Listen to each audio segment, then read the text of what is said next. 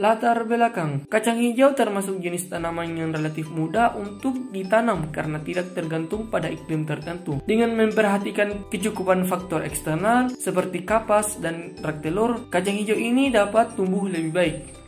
Nah, untuk salah satu faktor yang mempengaruhi pertumbuhan dan perkembangan pada biji kacang hijau adalah media yang digunakan. Pemberian media yang berbeda akan menghasilkan pertumbuhan yang berbeda pula. Berdasarkan hal tersebut, kelompok kami pun tertarik untuk meliputi jenis media yang paling baik untuk pertumbuhan tanaman kacang hijau, baik itu media kapas atau media rak telur. Rumusan masalah 1. Apakah pengaruh media tanam terhadap pertumbuhan kacang hijau? 2.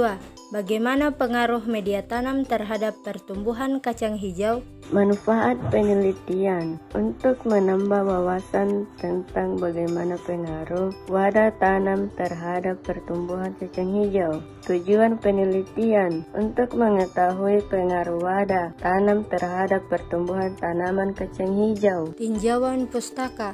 Definisi kacang hijau.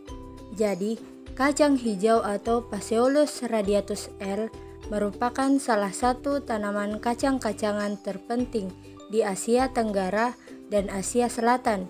Di Indonesia, tanaman ini menempati urutan ketiga setelah kedelai dan kacang tanah, baik mengenai luas area penanaman dan produksinya maupun peranannya sebagai bahan makanan.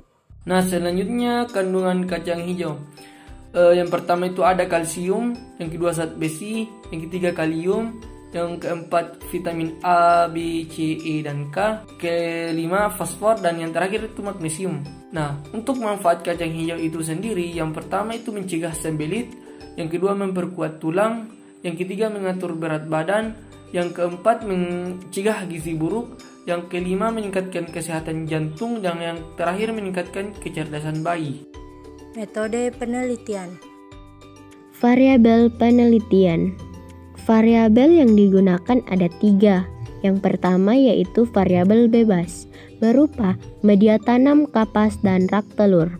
Kedua yaitu variabel kontrol, berupa jenis kacang hijau, wadah tanam, dan jumlah air. Dan yang ketiga yaitu variabel terikat, berupa kecepatan panjang batang, jumlah daun, dan warna daun. Populasi dan sampel. Populasi. Jumlah kacang hijau yang direndam yaitu berjumlah 20 biji. Sampel. Jumlah kacang hijau yang digunakan dalam wadah kapas yaitu sebanyak 5 biji dan di dalam wadah rak telur sebanyak 5 biji. Instrumen, alat, dan bahan. Alat yang digunakan yaitu penggaris, alat tulis, HP, wadah plastik, gelas plastik, dan rak telur. Bahan yang digunakan yaitu air dan kacang hijau.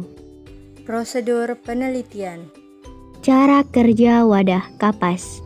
Pertama, rendamlah biji kacang hijau selama kurang lebih 24 jam di suhu ruang sedang. Kedua, siapkan alat dan bahan. Ketiga, beri air secukupnya kepada kapas, lalu masukkan ke dalam wadah plastik. Keempat, masukkan 5 biji kacang hijau ke dalam wadah kapas. Dan yang kelima, siram tanaman dan lakukan pengukuran setiap hari. Cara kerja wadah rak telur. Pertama, rendamlah biji kacang hijau selama kurang lebih 24 jam di suhu ruang sedang. Kedua, siapkan alat dan bahan. Ketiga, masukkan 5 biji kacang hijau ke dalam wadah rak telur. Keempat, siramlah tanaman dan lakukan pengukuran setiap hari.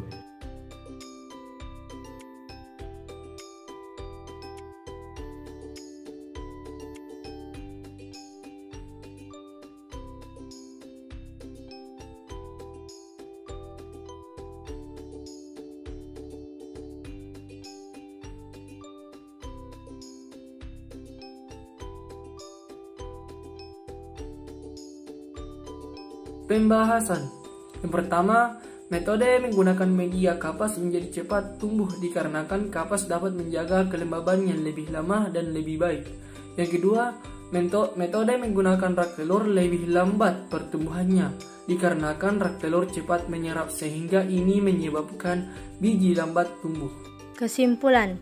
Berdasarkan hasil penelitian, terdapat perbedaan pertumbuhan yang dipengaruhi oleh perbedaan media yang digunakan pada tumbuhan kacang hijau. Jenis media yang paling baik untuk proses pertumbuhan dan perkembangan biji kacang hijau dari percobaan kami adalah kapas. Dibandingkan dengan menggunakan rak telur yang lambat mengalami pertumbuhan. Saran: sebelum melakukan penanaman, pastikan biji kacang hijau yang dipilih dalam keadaan yang benar-benar segar. Kedua, memastikan kesterilan media yang digunakan. Ketiga, sebaiknya dalam penanaman menggunakan media kapas untuk mendapatkan hasil pertumbuhan yang paling optimal.